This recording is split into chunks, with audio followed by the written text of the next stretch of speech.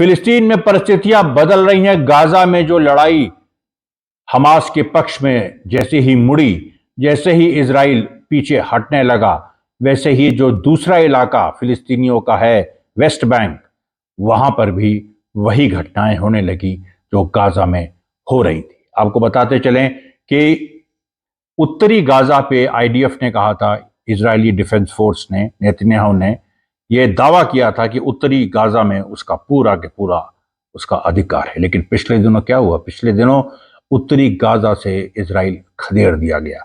भारी संख्या में उसको अपनी फौजें वापस लेनी पड़ी।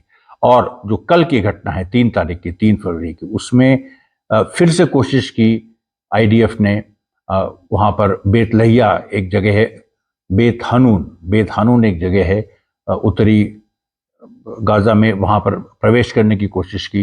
लेकिन जो रेजिस्टेंस की मार थी, रेजिस्टेंस ने इस बार उस तरह से नहीं लड़ी पहले की तरह की कि सुरंगों में से ऊपर से आके, और मतलब सुरंग उनको यूज करते हुए फिर ऊपर से आके और टैंक के ऊपर गोले रख दिए। नहीं, इस बार रेजिस्टेंस ज्यादा थोड़ी सी कन्वेंशनल वॉरफेयर जैसी होती है कि उधर से फौज आ रही है, आमने सामने की लड़ाई, उस तरह से रेजिस्टेंस लड़ी।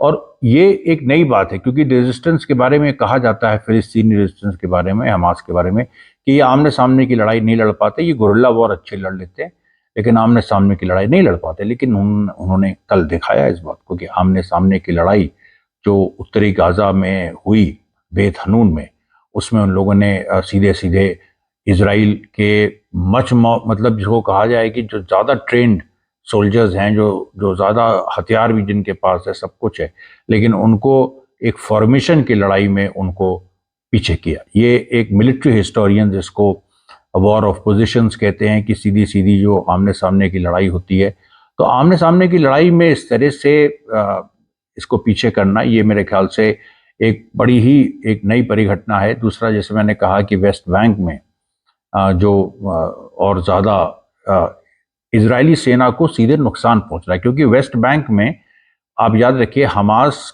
गाजा में हमास है, गाजा हमास के कंट्रोल में 2005 से है। तो हमास में मतलब ये गाजा में हमास ने बिल्कुल ट्रेन कर रखा है और उस तरह की व्यवस्थाएं बना रखी है।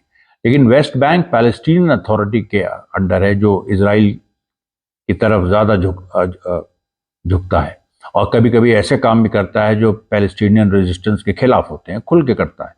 और उसको देखिए, हमास के लोग इस पैलेस्टीनियन अथॉरिटी को इस युद्ध के बाद हटा ही देंगे, वो तय है।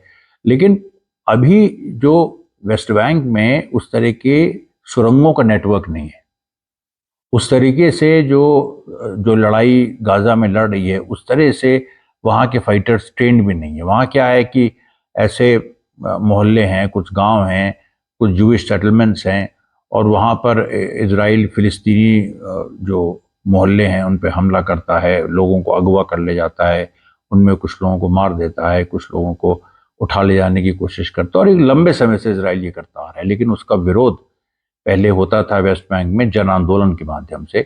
फर्स्ट इंतिफादा, सेकेंड इंतिफादा, दोनों में ही जो वेस्ट बैंक के लोग थे वो लोग सड़क पे निकले और पत्थर चला के, गुलेल चला के जो पूरा आंदोलन चला था।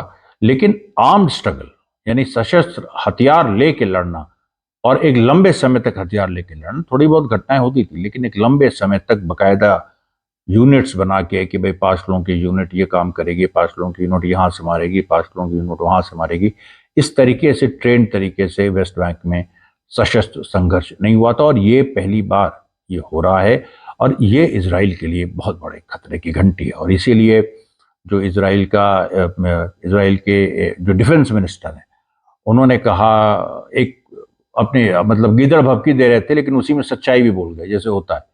तो गीदड़ भभकी ये थी कि हिजबुल्लाह को कह रहे थे कि अगर चाहे साउथ में यानी गाजा फ्रंट पे समझौता हो भी जाए, तो नॉर्थ में यानी हिजबुल्लाह फ्रंट पे लड़ाई जारी रहेगी।